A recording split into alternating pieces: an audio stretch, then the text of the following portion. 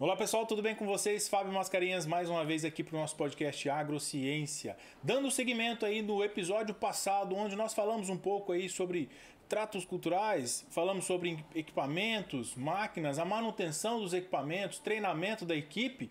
Hoje nós trouxemos um novo tema, mas um tema complementar ao episódio passado, né? Então hoje nós vamos falar de solo, tratos culturais respectivamente ao solo, né? O que é necessário, como fazer, por que fazer, né? E para isso nós convidamos o professor Matheus Luiz Secretti. Seja muito bem-vindo, Matheus. Tudo bem, Fábio? É isso aí. Obrigado pelo convite. Que isso, é uma honra a gente receber você aqui. Nós fizemos muitas enquetes, né? E o seu nome apareceu em todas praticamente. Isso é muito bom. É gurizada, né? A gente tem um bando de discípulos aí, alunos, ex-alunos, né? Que bacana. Então, a gente tenta pregar um pouquinho da importância da fertilidade para essas gurizadas aí, pro pessoal da graduação, né? Eu sou professor e coordenador de curso hoje de agronomia aqui da Unigran. Sim. Eu sou agrônomo, né? Trabalhei no meu mestrado com classificação de solos e pedologia e no doutorado com um pouco de carbono, matéria orgânica e sistema de plantio direto. Tá. Mas assim, vale ressaltar que não foram alunos apenas da Unigran que sugeriram e citaram o seu nome, viu? Então quer dizer que você já tem discípulos aí em outras áreas e outras regiões do Brasil. E bacana, parabéns, né, por essa trajetória, essa caminhada, por essas indicações que acho que isso refletem muito aí o perfil, o potencial do professor, né? E tudo que você transparece em sala de aula e fora dela, né? Então isso aí representa muito a personalidade de cada um. O papel do professor é esse, né? Acho que é transmitir o máximo de conhecimento que ele pode, independente do lugar e da situação. E de algum modo se tornar referência para aqueles alunos que te ouviram ou te viram. Isso é a melhor coisa para um professor, né? Ele ser referência. Quando ele te encontra na rua, né? Ele lembra quando ele fala, você... professor, eu fiz a seleção e caiu aquelas perguntas de fertilidade do solo. Caiu análise de solo para eu interpretar. Isso quase corre uma lágrima no professor, né? Ou quando ele tá lá, professor, eu não lembro disso. Me manda um WhatsApp. Mas que bom, né? A gente acaba se tornando referência, né? Eu digo a gente porque eu também sou professor e acontece comigo também. E aí a gente acaba se tornando, de algum modo, referência a esses alunos, né? Seja pelo conteúdo, pela postura, por todos os sentidos. E ainda mais você à frente dos cursos, né? Aí na coordenação, isso aí é muito importante para marcar a vida desses acadêmicos, né? Isso é bom. A gente tenta tocar o barco lá chama eles de filhos. Mas a gente, quando entra nesse meio, acaba tornando a proximidade algo bem importante mesmo, né? Para manter as relações, né, com os alunos. Eu acho que hoje melhorou muito, né, essa relação professor-aluno. Visto da época que a gente formou para hoje, a gente tem uma relação bem boa com os alunos, de proximidade bem grande. Acho bem estreita, né? Esse processo de conquista é muito importante no aprendizado deles. Que bom, que bom. Eu acho que eu também penso dessa forma e não tem por que a gente não ser amigo dos alunos, né? Tem professor que opta por manter um certo distanciamento, né? Isso não sei até que ponto é vantajoso, né? Ou seja, cada um tem o seu perfil, né? Vamos respeitar o perfil de todos. Mas vamos lá, Matheus, vamos bater um papo aí a respeito da sua expertise, né? Do que você trabalha. Quais são as disciplinas que você atua hoje? Eu trabalho hoje com gênese e classificação do solo, né? Com a parte de fertilidade do solo, nutrição, mineral de plantas e adubação. Basicamente são as minhas disciplinas bases, né? Além disso tem hidrologia, introdução à agronomia, mas essas daí são as que eu mais atuo, que está ligado diretamente com a minha área de formação. Você estuda os diversos tipos de solo que tem no país? Na geologia a gente classifica, trabalha com as gurizadas na parte de classificação, tanto de rocha quanto de perfil de solo. Uma vez eu fiz uma viagem, vamos contar um pouco de história aqui. Fui lá para Ilhéus e lá tinha um laboratório, pode ser que você conheça. Eu não me lembro agora exatamente o nome desse laboratório, mas é que eles estudam muito cacau por lá, né? E tinha um laboratório muito grande, assim, com diversos tipos de solo do Brasil inteiro. Os perfis, né? Isso. E aquilo me chamou bastante atenção, como eu sou administrador, não é a minha praia, nunca estudei isso, né? Mas tem as profundidades lá, o que significa cada... horizonte. Isso, que aqui no estado, a grande maioria é latossolo, né? Então aqui se você cava uma trincheira, é praticamente vermelho de cima até embaixo. Então por isso que a gente não vê muita diferenciação entre o horizonte.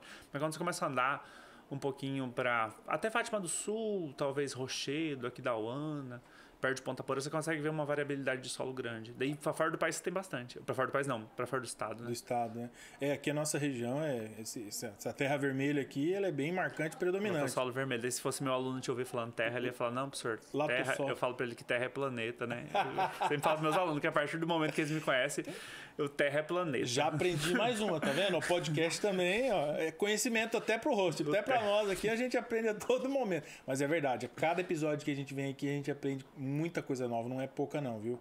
E já aprendi, agora então é solo. É solo. Solo e rocha, solo, fala pra eles. Latossolo vermelho. Distroféico. E mancha a roupa, inclusive. Mancha, com certeza. Barro que não sai mais. É verdade. Mas então, assim, o que faz essa diferenciação, assim... Porque a gente tá perto aqui, Carapó, aqui da Uana, Fátima do Sul, tá próximo, né? Por que tem essa Existe um contexto histórico que fala que há muitos anos atrás houve uma erupção vulcânica muito grande na região do Chile, né? E essa região vulcânica produziu uma grande quantidade de lava e essa lava ela veio avançando nessa parte aqui, que cobriu uma parte do Brasil e pegou essa região, basicamente centro-oeste, uma parte de São Paulo, e depositou muito basalto. Por isso que aqui tem muita pedreira, né?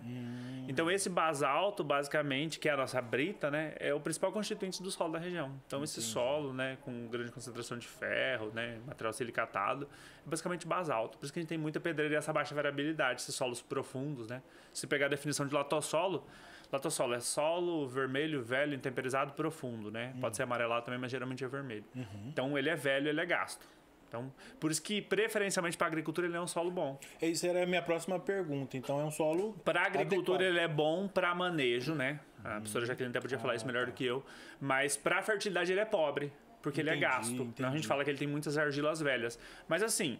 Não existe solo improdutivo, existe solo mal manejado, né? Se o cara souber manejar, ele consegue produzir em qualquer tipo de solo. Se você pegar a Arábia Saudita, esse pessoal ali, eles produzem num areião de 100%. Eles conseguem produzir satisfatoriamente. É verdade. A gente sabe que ali na região de Bonito é bastante calcária a terra. Bastante lá, calcária. E se você pensar, se você olhar 10 anos atrás, você não via quase agricultura em Bonito, era pouco. Hoje a lavoura a lavoura de soja, de milho, vai até muito próximo de Bonito, né? A gente tem lavouras muito grandes, grupos muito grandes que ocupam aquela região. E o que favoreceu a essa realidade, Matheus, é justamente esse trabalho de manutenção. Se a gente pegar a história do cerrado, né? Se eu falar assim, cerrado, a descoberta, por exemplo, do uso do gesso, isso mudou muito ao perfil do cerrado, o sistema produtivo do cerrado, né? Se a gente pegar há muitos anos atrás, a gente basicamente não era produtor de quase nada.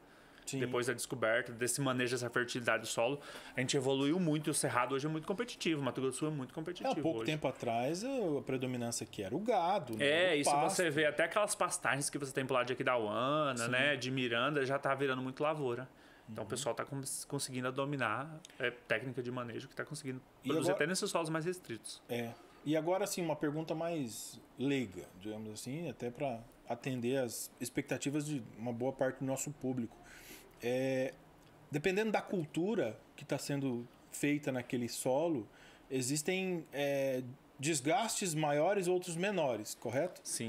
O processo de extração é diferente. Isso. Né? Dependendo da cultura, ela vai exigir um pouco mais, um pouco menos.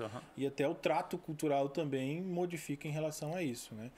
Qual que é a cultura, assim, dentro dos seus estudos? Você tem essa ideia de qual que é a cultura que explora-se mais? Que, na verdade, hoje, se a gente pensar em soja, milho, algodão, são culturas de alto investimento. Então, elas naturalmente, elas são culturas que extraem uma quantidade maior. Na verdade, assim, todas as culturas conseguem extrair uma grande quantidade de nutrientes.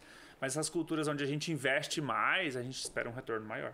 Então, elas têm um investimento maior, também uma extração maior. Se você pegar e pensar que um produtor, quando ele abriu uma área, vamos pensar que quando estava transformando cerrado em lavoura, a primeira cultura que ele colocava geralmente era arroz, né, trigo. Daí alguém fala assim, eu geralmente pergunto isso para os alunos, por que será que era arroz e trigo?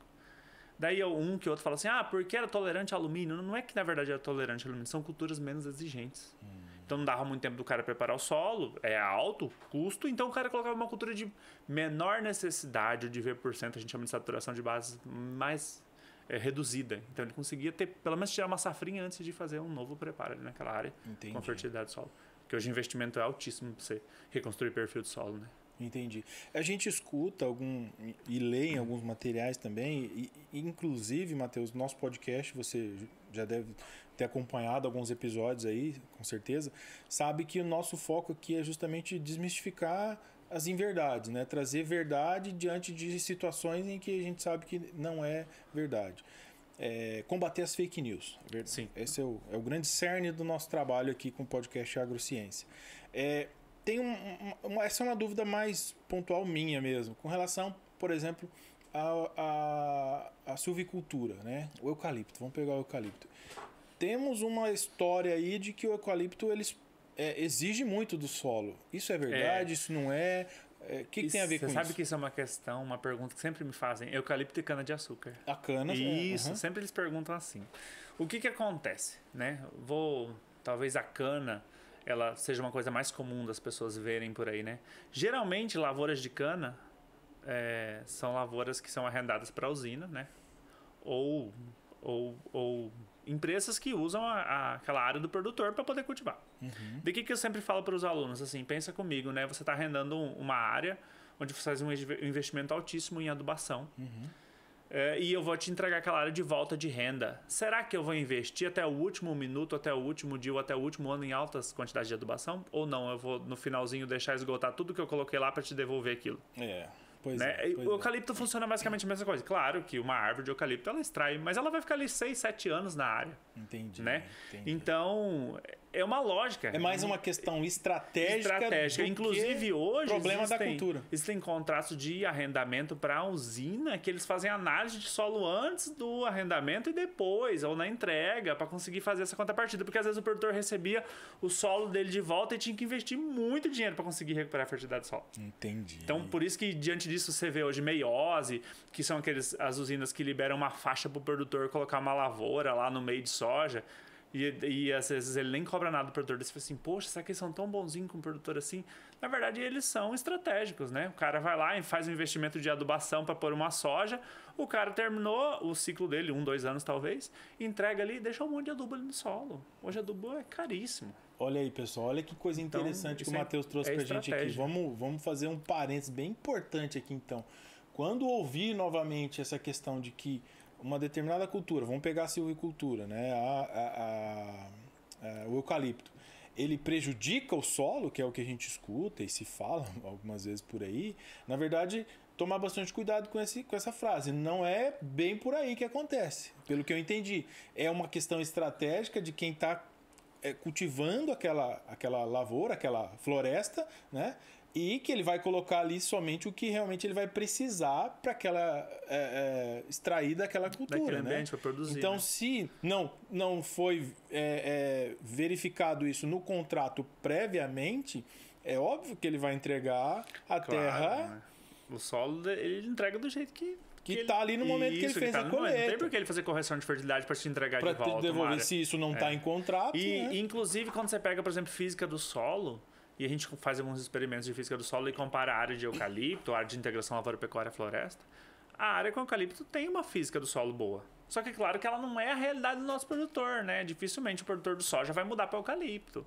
Mas a física do solo, ela é reconstruída com eucalipto, porque você não tem a perturbação do solo. Entendi. Então é um sistema que não tem perturbação, baixa. Então é um sistema de baixo revolvimento. Você só revolve na implantação e depois na retirada. Olha que interessante. Então vamos partir agora aqui para as culturas que são mais comuns no nosso país, soja e milho. Soja e milho. Principalmente aqui na nossa região, né? Tem um termo, né, que a gente escuta bastante por aí também, é bastante utilizado e disseminado aqui no nosso país, que é o próprio plantio direto. Vamos explicar aqui para a nossa audiência aí o que seria o plantio direto, como é que funciona, para que serve, quais as vantagens e se tiver alguma desvantagem dessa prática. Então, o que a gente pode falar de plantio direto? Eu gosto muito de falar de plantio direto porque eu acho que a evolução, eu falo muito que é um virar de chave na agricultura brasileira. De 1900, a gente pode falar que tinha uma agricultura antes de 1970, 71 e uma depois, quando o sistema de plantio direto chegou no Brasil. Uhum. Né? O sistema de plantio direto ele veio, né, para uma região.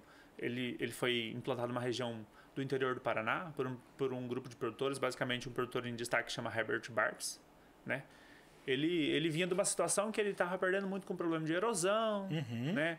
Problemas com geada, né? Por quê? A gente revolvia muito o solo, né? Então, o pessoal mais antigo vai saber que quando havia períodos de entre-safra, quanto mais fofinho o produtor deixava o solo, quanto mais gradagem o produtor deixava o solo. Eu lembro, meu pai fazia isso. Era bem comum. mais caprichoso era aquele produtor. A gente fala Gastava um monte de que diesel. nessa época agora, né, de colheita, em agosto, daí quando terminava as colheitas, que ia preparar o solo, a cidade ficava com o céu vermelho, de tanto poeirão, de tanto produtor passando grade. Sim, sim. Então, só que daí o que acontecia? A grade, ela é passada em um determinado nível de profundidade, né? Que o produtor estabelece o que ele consegue passar ali com o implemento dele. E embaixo desse revolvimento do solo, eu formava uma situação compactada que a gente chama de pé de grade. O termo pé de parte de baixo, né? Então, parte de baixo da grade. Eu sempre faço essa associação, falo para os meus alunos assim, ó, pensa no trilho onde a vaca caminha no meio do pasto. Será que infiltra água? Não infiltra. É extremamente compactado. Então, eu tinha aquele tipo de ambiente embaixo. Uma camada embaixo daquela camada fofinha, onde o cara depositava a semente. Entendi. Quando vinha chuva de alta intensidade, chuva forte, principalmente chuvas de verão, ela infiltrava muito rápido. Quando ela chegava nessa parte compactada, ela não tinha para onde ir. Então ela começava a escorrer. E esse escorrimento, né, com velocidade, causava erosão. Então você pegar em 1970, 68, tinha muito produtor que perdeu lavoura, perdeu áreas agrícolas, saiu da agricultura porque não sabia mais o que fazer, vinha perdendo uma safra atrás da outra. Essa explicação eu não tinha, eu não sabia de fato. Basicamente, essa foi um dos motivos, né? Daí, o que aconteceu? Esse produtor, ele, se eu não me engano, ele perdeu uma safra de trigo e ele, cansado desse tipo de situação, ele falou, poxa, mas será que não tem nenhuma alternativa, né? Alguma coisa? Ele foi atrás de pesquisas, ele descobriu que tinha um sistema de cultivo nos Estados Unidos, se não me engano, nos Estados Unidos e Reino Unido, mas basicamente nos Estados Unidos foi o padrão, que chamava no-tillage, tipo de não revolvimento do solo, um sistema chamado de mais sustentável e tal. Ele conseguiu os recursos, foi para lá, passou uns dias lá, trouxe essa ideia para o Paraná. No começo teve muita resistência, tanto de produtor, teve problema com herbicida, teve problema com o implemento, porque o implemento no Brasil ele era desenvolvido para colocar semente no solo fofinho. Passava, o próprio peso do implemento afundava. E daí você para de revolver o solo de repente, é como se eu pegasse essa mesa aqui e colocasse a semente aqui em cima. Eu não conseguia introduzir a semente. Eu tinha implemento com enxada rotativa que revolvia o solo, não era premissa, basicamente. Foi que rodou, né? Demorou aí até, vamos colocar 10 anos para o negócio rodar. E daí o sistema de plantio direto avançou de uma maneira absurda, que hoje a gente tem basicamente 32 milhões de hectares cultivados por plantio direto, sistema de plantio direto. Eu gosto 32 milhões? Mais ou menos aí, 32, 33 milhões, hoje já estabelecido em torno disso daí. Hoje o Brasil, ele compete lado a lado contra os Estados Unidos, contra os pioneiros de área adotada de sistema de plantio direto no mundo. E eu gosto muito de falar isso para os alunos porque, pensa, a gente trouxe a ideia de lá, a gente adaptou para a nossa condição, né, de clima tropical, e hoje a gente chegou no mesmo patamar que eles. E a gente tem uma vantagem ainda. Aqui o produtor cultiva o ano inteiro sem parar. O ano inteiro. Lá eles têm muita restrição com relação a inverno rigoroso, porque eles acabam tendo que muitas vezes revolver o solo para poder aquecer aquele solo de novo e tal. Então o sistema de plantio direto ele se alastrou muito no Brasil. Só que daí a gente coloca alguns gargalos que a gente pode hoje ver que foram erros do produtor na adoção. Porque o sistema de plantio direto ele basicamente ele é conduzido por 3 pilares, né? Até 4, mas basicamente 3 a gente coloca. Que é o não revolvimento do solo, a rotação de culturas e o acúmulo permanente de palhada, né? Isso era a próxima pergunta que eu ia fazer com relação a essa palhada. Vamos explicar para a audiência o que é a palhada e qual a função dela. Vamos pensar assim na palhada, né? Vamos fazer uma analogia. Quando você anda dentro de uma mata e você olha para trás assim, você não vê marca da pegada. Exato. A palhada ela serve como uma esponja, uma mola. Ela amortece tanto o peso do implemento quanto todas as condições adversas que vão estar sendo trafegadas ali em cima daquela área. A própria chuva, né? O impacto da gota da chuva sobre a superfície do solo. Não vai lavar aquele solo. A luz solar que não vai bater diretamente no solo não vai evaporar água. Eu tenho um TCC de uns alunos que fizeram de plantas de cobertura. A gente conseguiu uma variabilidade de 16,7,8 graus de mais quente numa área sem palhada, numa área com palhada. Então você pensa assim, Fábio, 16 graus, parece que não é muito, né? Lá na agricultura, no meio da lavoura do produtor, mas pensa assim, 15 dias sem chuva, 10 dias sem chuva. E isso queima colo de planta, queima semente. Então, essa é uma vantagem da palhada. E só que, assim, a gente precisa levar isso pro produtor. Tentar mostrar para ele, porque o produtor é muito imediatista, né? Ele gosta de ver. E então preciso mostrar para ele. Eu falo sempre para os alunos, anda com um termômetro no bolso, daquele termômetro de Covid mesmo, tira a palhadinha e mostra para ele a temperatura de baixo, uma palha e sem a palha. Para fazer ele refletir um pouco. Então, assim, a grosso modo, não sei se eu vou falar uma besteira, mas quanto mais palhado uma cultura gerar, melhor para a próxima safra. Isso, a gente tem a palhada em quantidade, né? Hoje, se eu pegar a literatura, ela fala que 4.000 quilos por hectare, 3.500 quilos por hectare é bacana para plantio direto. Só que daí eu coloco uma coisa a mais além da quantidade. Para Mato Grosso do Sul, por exemplo, onde o clima é desafiador, porque chove regularmente e é muito calor. A qualidade dessa palha. Porque tem coisas que produzem muita palha, mas que duram muito pouco. Que é a qualidade. A gente fala muito de relação CN, que é o tanto de carbono e nitrogênio que tem dentro de uma palha. Que vai limitar ou acelerar ou retardar o processo de decomposição. E depois até a gente pode falar um pouquinho. Por isso que hoje a palavra mix, que é o que está na modinha, né? Que mix é misturar as coisas, né? Ela vem ganhando um espaço bem grande entre os produtores. Que o nosso produtor ele coloca soja, milho, soja, milho, soja, milho. O soja não tem nem o que discutir, é o que vai pagar as contas do produtor. Sim. Só que a relação CN da palhada do soja, a quantidade de massa que essa soja coloca é muito pouca. Então, no inverno, eu tenho que compensar o pouco que vai durar do verão. E o milho, ele é uma palhada que tem uma relação CN alta, ele coloca uma quantidade alta, mas ele tem muito material rico em colmo. Então, é um material pesado, mas é um material que não protege o solo de maneira uniforme, por exemplo, como uma braquiária. Sim. Então, esse é um pouco de dificuldade. Então, a cultura do inverno ela tem que compensar o meu verão, que é o soja, e ainda... A braquiária é impressionante, né? Você deixa ela uma semana, 2, 3 semanas, lá, você vai, pega embaixo dela, tá verde. A braquiária é impressionante. E você tem uma gama de braquiária aqui para nossa região que você pode usar. É claro que tem a especificidade de cada uma, né? Tem as limitações do cultivo, né? O produtor tem que dominar a técnica do uso da braquiária, né? Porque não é tão simples assim, né? Então tem um monte de questionamento. É em linha, é em sulco, é em cobertura, é antes, é depois. Então tem um monte de coisinha que ele precisa desenvolver estratégia. Entendi. Matheus, então dando continuidade aí, né, nessa mesma pegada, nessa linha do cuidado com o solo, porque a gente está tendo um certo zelo, né? Na verdade, um grande zelo com o solo para manter, garantir a qualidade dele, né? A gente já falou da palhada, né? Mas existem outras maneiras aí simples ou até mesmo as mais complexas aí de garantir que esse solo continue saudável para as próximas safras? A gente fala muito que o solo é o bem mais precioso que o meu produtor tem. Porque qualquer tipo de alimento, que seja de origem vegetal ou animal, ele vai partir do solo. Né? Então, a gente tem que ter uma visão sistêmica do ambiente, né? Antigamente, só se falava em solo de parte química do solo. Hoje, não. Hoje eu falo de física do solo, biologia do solo. Se você faz um panorama de ver o tanto de empresa de biológico que vem surgindo nos últimos anos, não foi à toa. Mas foi porque a biologia do solo ela vem ganhando um espaço absurdo no dia a dia do produtor. Né? A parte viva do solo. Por quê? Entende-se que se eu tenho uma parte viva saudável, o reflexo no desenvolvimento vegetativo é muito positivo. Hoje a Embrapa, né? A IEDA, por exemplo, lá de Brasília, eles vêm desenvolvendo uma técnica que você vai analisar o solo e conseguir fazer um levantamento de enzimas presentes no solo para conseguir fazer um cronograma para aquele produtor. Opa, eu tenho enzima X, Y, Z, então quer dizer que o produtor está fazendo o manejo correto. Então evoluiu-se muito mais do que simplesmente uma química do solo. Então acho que o uso dessas plantas ou a diversidade de plantas, né, que ele vai atraindo insetos, organismos vivos diferenciados, ela vai agregando muita qualidade. Por isso que a gente ouve muito aquela palavra, reconstrução de perfil do solo. Reconstruir perfil do solo não é simplesmente colocar lá altas quantidades de calcário em profundidade. É colocar aos poucos ou retornar a fertilidade, né? Aquele solo que está sendo usado por muito tempo, que o produtor usa sem parar, eu trazer essa fertilidade de volta, até estabilizar. Você está falando agora de recuperação de solo, agora há pouco a gente estava falando do que mantém o solo, né, que é a própria palhada e os tratos culturais também. Vamos partir para um tema que, de certa forma, ele é um pouco polêmico, mas que precisa ser discutido. Com relação, a gente sabe que o Brasil ele tem ainda uma vasta área, você deve ter esse número, de áreas degradadas. Bastante. Né? Que a gente já falou agora, nesse episódio, dos motivos, alguns, né, dos motivos do que degradam essas áreas. Essas plantas de cobertura que você estava dizendo,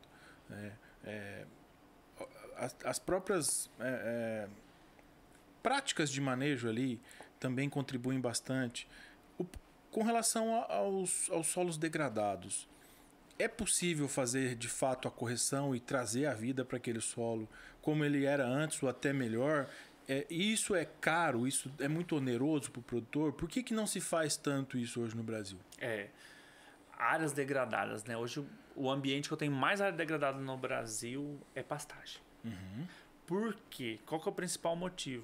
O produtor não encara a pastagem como uma cultura. O produtor não encara a produção de carne, de proteína animal como uma cultura igual ele encara o soja e milho. Entendi. Então eu preciso desse investimento para ter o retorno. Vamos falar, claro que isso não, a gente não pode generalizar, né? Não, mas óbvio. boa parte de regiões pecuaristas, aqui dentro do estado, pertinho aqui da gente, a gente tem um modelo mais extrativista, que é aquele que eu coloco o gado e eu tiro quando o gado atingir o peso que eu achar que ele tem que atingir para poder comercializar ele. Você não vê produtor de pasto fazendo uma adubação fosfatada, produtor de pasto fazendo uma calagem no pasto dele. Ou seja, ele está esgotando. Só tirando, né? Só tirando. E isso foi um dos problemas lá para 1970. O produtor, ele era basicamente extrativista, ele tirava o máximo que ele podia, né? Então a gente chegou num ambiente que eu desequilibrei. E daí sim, para eu voltar e recuperar, é oneroso. Entendi. E eu falo muito que o recuperar a fertilidade do solo, recuperar sistema, deixar o sistema saudável, é um trabalho formiguinha, é a longo prazo. Se você pegar sistema de plantio direto, alguns estudos mostram que nos primeiros 5 anos você tem decréscimo na produção. Você só começa a ganhar depois dos 6, 7, 8 anos. Então ele é um retorno a longo prazo. E isso é difícil. E a galera não quer perder, né? Se você começa o produtor não quer perder nos primeiros se anos. você falar para ele que é mais vantajoso ele tirar o milho do inverno, ele quer te fuzilar, ele fica doido, ele não aceita. Ele te chama de doido, ele vai falar que faz 30 anos que ele faz isso. Sempre fiz. Isso aí. Essa frase eu é sou bem filho de comum. produtor, eu falo para meus alunos que meu pai não faz plantio direto do jeito que eu gosto de recomendar. Aham. Então é difícil. O poder de convencimento para um produtor que é imediatista é bastante difícil. Então essas áreas degradadas, elas são onerosas para se recuperar e elas são trabalhosas. E essa é uma grande dificuldade mesmo, né, Matheus? Você que é cientista, você é pesquisador, estudioso, né, e tantos outros que nos acompanham, tem justamente essa dificuldade de levar as novas tecnologias ao produtor rural, porque ele sempre fez assim. Essa frase é bem Ele sempre fez assim comum. e ele só vai aceitar quando ele vê o resultado. É. Ou quando ele... Só que assim, eu acho que hoje já mudou bastante, né? Porque os filhos desses produtores já estão dentro da propriedade. Exatamente. Então eu tenho uma visão sistêmica diferente. Eu gosto muito de colocar que existe um termo chamado plantio direto e um termo chamado sistema de plantio direto. Existe uma discussão muito grande. Tem diferença? Tem diferença. Plantio direto simplesmente é plantar uma cultura, semear uma cultura, tirar ela, colocar outra, semear.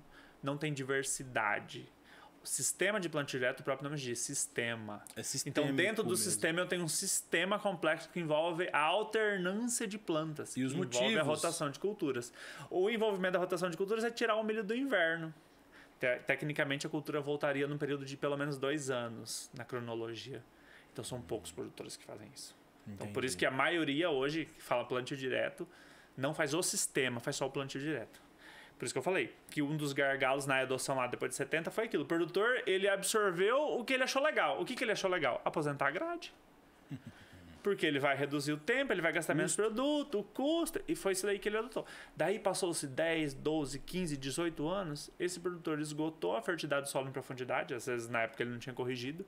Então você vê aí uns 4, 5 anos atrás gente fazendo reconstrução de perfil do solo. Aquele cara fazendo grade em profundidade, altas concentrações de calcário. Mas por quê? Porque ele vem adotando o sistema errado desde lá de trás. E esse reflexo foi chegando a um momento em que ele está com a corda no pescoço. Ou ele faz isso, ou ele vai perder a lavoura dele. Olha que interessante. Então isso é uma coisa bastante de se pensar, né? O cara quer fazer plantio direto hoje, ele tem que começar do zero, levando as premissas ao pé da letra. Essa sua última fala reforça a grande importância da academia, da Embrapa, da ciência por detrás de tudo isso, né, Matheus? De estudar isso. Você fala assim, né? A Embrapa é uma ferramenta que a gente tem de acessibilidade, ela tem uma linguagem muito popular. O próprio produtor consegue ler os boletins da Embrapa. Sim. Então a gente tem ela como uma aliada. A gente tem muita informação. Pra você pegar integração lavoura-pecuária, né? Que talvez foi a maneira mais simples da gente conseguir entrar com uma planta diferente na lavoura do produtor sem tirar o milho. Eu falo sempre isso pros meus alunos também.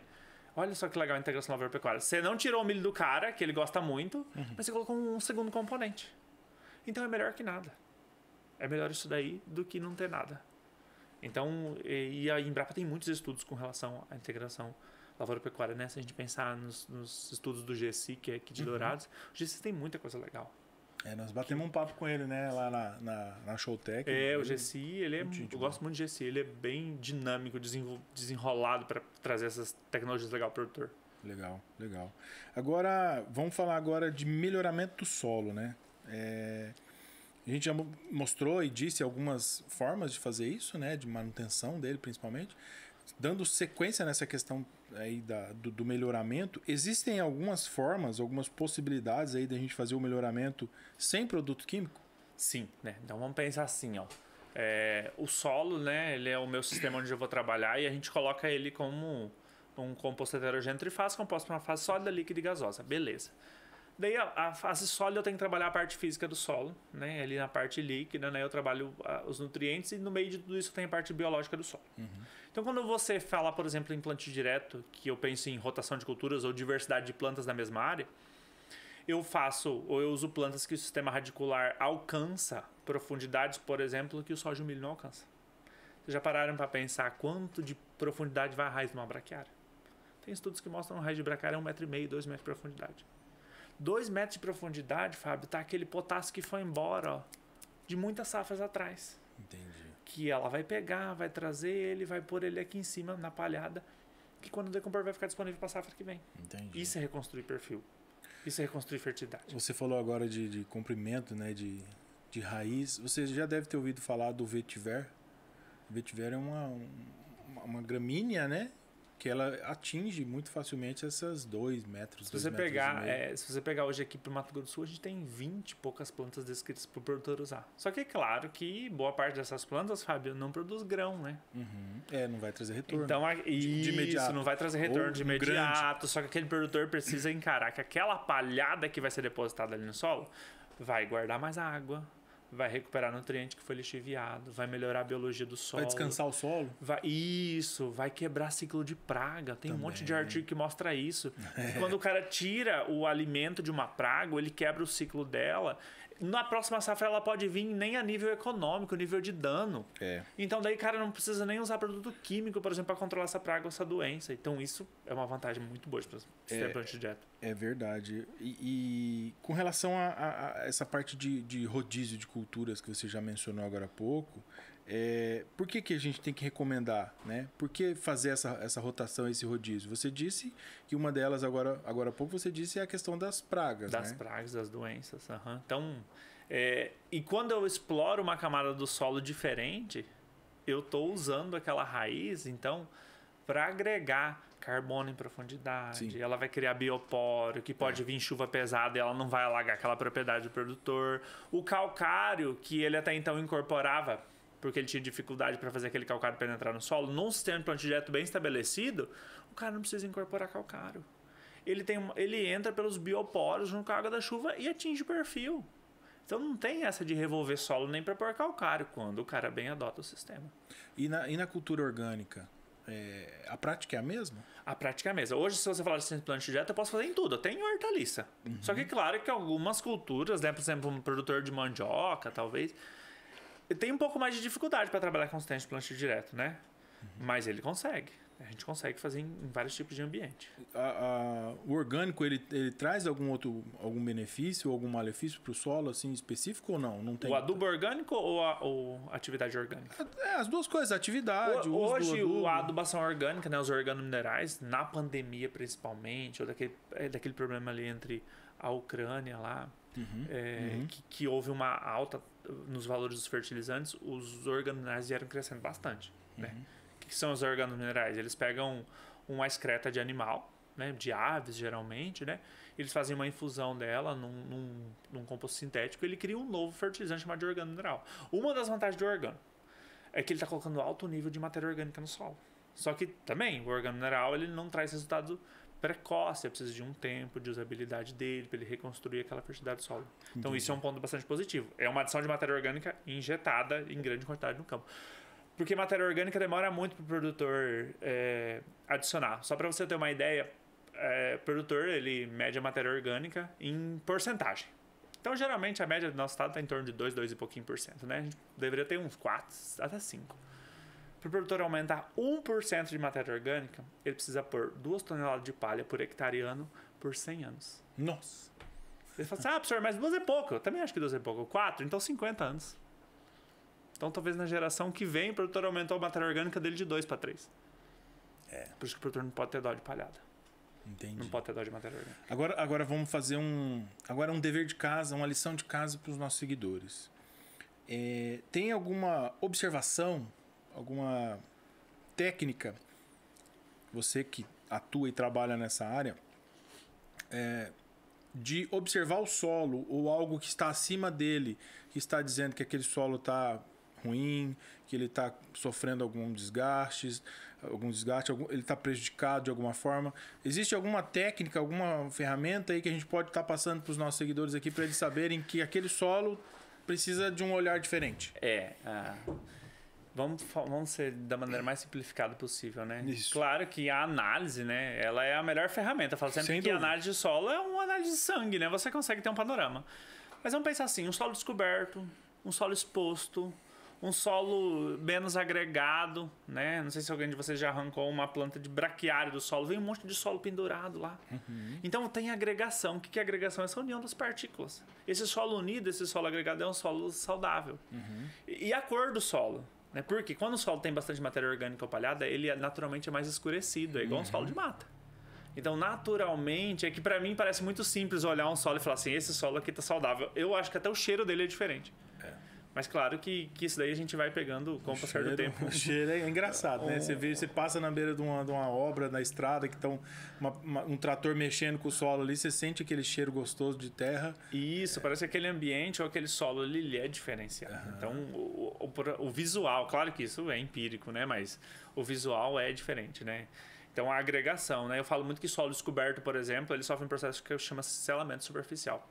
Quando a gota da chuva bate com força no solo, ela rearranja as partículas de argila e ela vai criando uma casquinha que a gente chama de selamento superficial, como se fosse um tampão. E aquilo dificulta as plantas se desenvolver. Entendi. Então, o solo descoberto, exposto, ele traz malefício pro produtor. Que interessante. Você mencionou agora há pouco a questão da análise do solo, né? Só vamos deixar claro aqui para o pessoal o que seria essa análise do solo, como é que faz e para que faz? A análise do solo é para a gente fazer um panorama, né? Então, o que eu faço? Hoje, a gente faz uma avaliação do que o produtor precisa cultivar ou do que ele quer cultivar e a gente traça uma estratégia para corrigir aquele solo, aquele ambiente, né? Primeira coisa é corrigir com calcário e anualmente você faz as adubações, né? A adubação é feita de acordo com a produtividade esperada que a gente fala, né? Então eu pego os nutrientes que eu tenho naquele solo, a partir daí eu consigo calcular quanto de adubo eu preciso para produzir determinada quantidade, ou de soja, ou de milho, ou qualquer outra cultura. Então a análise do solo ela serve basicamente para que eu possa visualmente, né, através das minhas análises, das minhas tabelas, eu consiga ver o que tem de cálcio, de magnésio, eu consiga saber quais nutrientes essenciais que aquela planta precisa e que eu tenho em quantidades mais altas ou mais baixas naquele solo. Se eu tenho alumínio, se eu tenho acidez, se eu tenho pH alto, se eu tenho pH baixo, que são coisas bastante limitantes, principalmente na nossa região. E quem que faz essa análise? Hoje a gente tem uma gama de laboratórios, né? Então a gente precisa coletar no campo, né, preparar uma amostra, são amostras pequenas, né? A gente faz uma amostra homogênea, a gente faz pontos específicos. Existem técnicas para fazer essa Sim, coleta? existem técnicas, estratégias, por exemplo, profundidade, local de coleta, né? Você cria, dentro do talhão, você cria uma estratégia para poder fazer aquelas análises pontuais que depois viram uma amostra homogênea, você envia para o laboratório. E a gente tem muitos laboratórios que te mandam análises quase que mastigada. Analisada já. Isso. E às vezes fazem recomendações do que tem que ser feito. É como você usou o termo, né? Achei bem interessante. É como se fosse fazer um exame de sangue mesmo, né? Isso. Para saber A o que partir daquele momento você tem noção do que você tem ou do que você não tem. Se você pegar um exame de sangue, você vai ver que lá na frente tem ideal, médio, baixo e já tá. Hoje as análises de solo tem laboratório que já mandam um gráficozinho colorido pro produtor, baixo, médio, alto. Mas que ele não vai saber, às vezes, recomendar, né? Desenvolver estratégia. Mas ele já tem uma noção se tem ferro...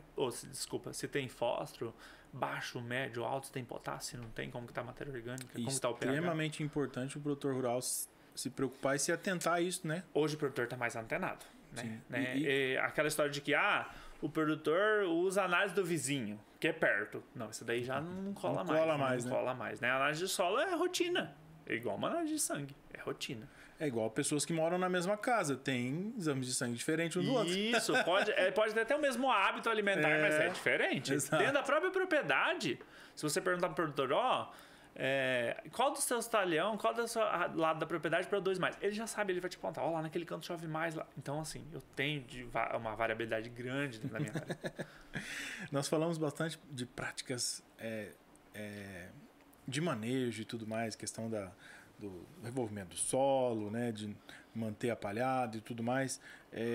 Existem algumas outras que a gente deixou de falar, de práticas mais sustentáveis. Vamos falar de sustentabilidade, que é um termo que está na moda, né? Que é importante a gente falar, não podemos deixar de lado. Além desses que já foram ditos, tem alguma outra prática voltada à sustentabilidade? Vamos pensar assim, que o sistema de plantio direto, ele é uma das atividades agrícolas mais sustentáveis do mundo. Sim, Existem estudos, esses dias eu estava lendo um estudo que mostra que existem levantamentos que mostram que o sistema de plantio direto fixa mais carbono que algumas florestas. Olha aí. Por quê? A floresta acaba se estabilizando, né? Está estabelecida, e o sistema tem um constante crescimento. Né? Você vai na lavoura hoje, vai daqui a 3 dias, o soja já dobrou o tamanho, o milho já dobrou o tamanho. E quando você tem esse sistema bem estabelecido, Fábio, que você vai usar menos agroquímico, pesticida, inseticida, fungicida, adubo químico, tudo que é sintético, isso é sustentabilidade. Então, Sim. Sustentabilidade não é só deixar de usar o produto, é usar de maneira racional, é usar quando precisa. Entendi. Né? Então, isso é sustentabilidade, não perder solo. Não tem mais como aceitar o produtor perdendo solo, né? Perder 10 toneladas de solo por hectare ano, que vai para a beira do rio, que vai para a beira de uma estrada, que vai para um carreador, que causa assoreamento. Então, isso é sustentabilidade. Ô, Matheus, e o que hoje, então, você já mostrou tantos benefícios, tantas vantagens do plantio direto que não tem por que não se fazer, né? O que impede? O que faz com que o produtor não faça, não utilize, não adote, né, essa técnica? Plantio direto ele adota tranquilamente, que é igual eu te falei, porque ele vai deixar de revolver o solo, né? Fala pra Jaqueline que não grade, a gente tem que abandonar, ela fica só pra fazer disco, né? Pra fazer um churrasco, bife no disco. Mas fora isso, a maior limitação hoje são as culturas de cobertura que ele deveria usar, que seriam as entre-safras, né? Eu consegui, às vezes, convencer ele que se eu colocar uma crotalária, uma ervilhaca, um nabo, ali no período de inverno, até uma braquiária, né? No fim das contas, a longo prazo, ela vai agregar tanto valor em produtividade no soja que vai vir à frente, que ela vai dar mais lucro que esse próprio milho, que ele está correndo risco aqui no inverno, de colocar uma palhada de uma qualidade talvez não tão boa e ficar lutando por preço. Né? Porque hoje, basicamente, o milho, ele empata ou o produtor sai no prejuízo. Só que, claro, que ele precisa rodar, o produtor não consegue ver a área parada, né? Essa é uma limitação. Muitas vezes o baixo conhecimento sobre cultura. Eu falo sempre para os alunos assim que, por exemplo, o nabo forrageiro, né? Ele tem uma raiz muito agressiva, descompactante, só que o cara tem que matar ele no florescimento. 50% de florescimento o cara tem que matar esse nabo. Por quê? Se ele deixar fazer semente, é uma cultura geneticamente pouco modificada, então ela tem uma produção de semente escalonada. Ela tem flor, tem sílica abrindo, tem semente verde. E ela vira uma praga na árvore do produtor. Então esse baixo conhecimento é um pouco limitante com relação à aceitação. Entendi. Então o produtor colocar na cabeça dele que aquela planta não está produzindo grãos que ele vai colher com uma máquina e vender, isso é difícil. Produtor imediatista, né? Você vai falar assim para ele, não, mas você vai ganhar na safra do ano que vem ou no outro ano ainda. Ele não aceita, porque ele gastou para implantar aquela cultura. Então, isso é uma coisa que a gente hoje trabalha muito, né, na cabeça dos jovens, para quando eles vão para dentro dessa propriedade eles terem esse tipo de visão.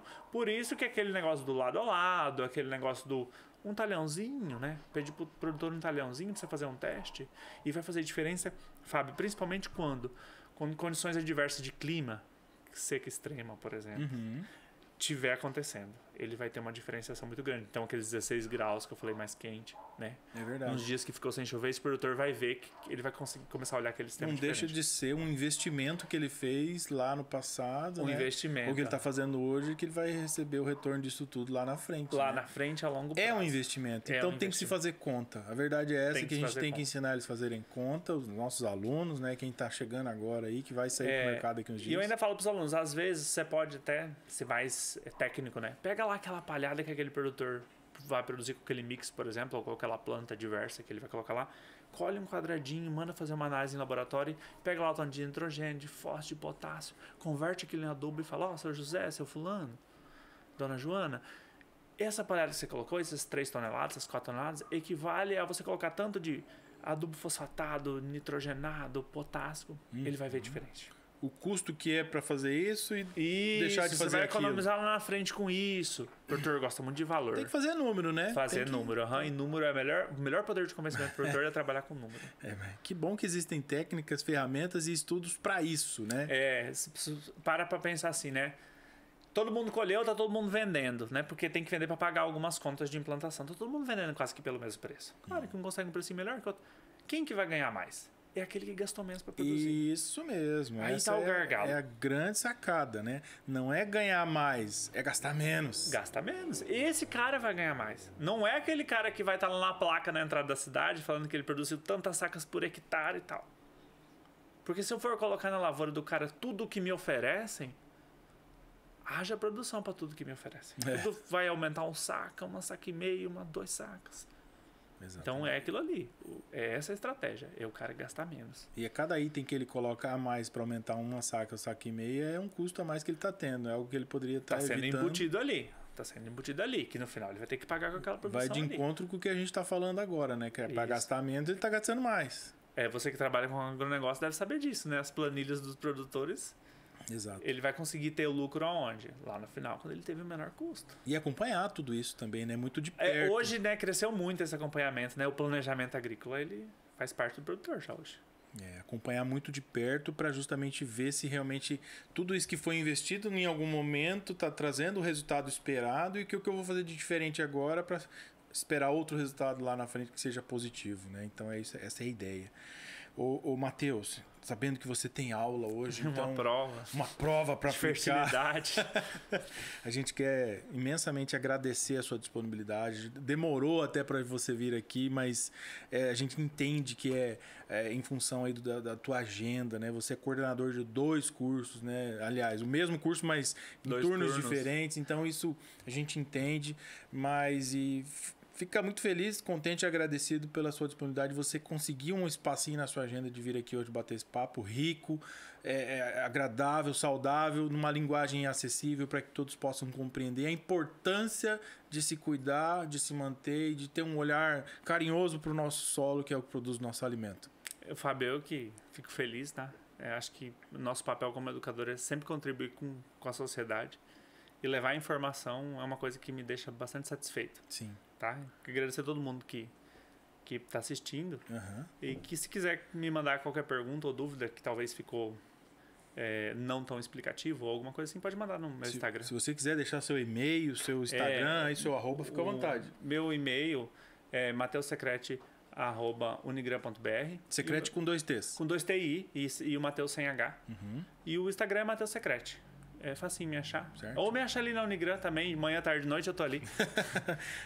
Quiser ir conhecer o curso ou bater um papo ali com a gente tá à disposição. Qualquer dia desse eu vou levar a Luísa lá para conhecer o curso, então... Pode levar. Acho que ela tá pendendo para esse lado, hein? Tô achando que você vai ter uma aluna por aí. E o meu poder de convencimento é bom, deixa comigo. Que legal. A gente preparou aqui uma pequena lembrança em agradecimento pela sua vinda, né? Sua visita. Obrigado. Uma caneca aí para você tomar sua água, seu café, seu chá. Caneca é o melhor presente para um professor, né? É mesmo, né? Que professor tem que tomar água, né? Uma água e um café, professor, né?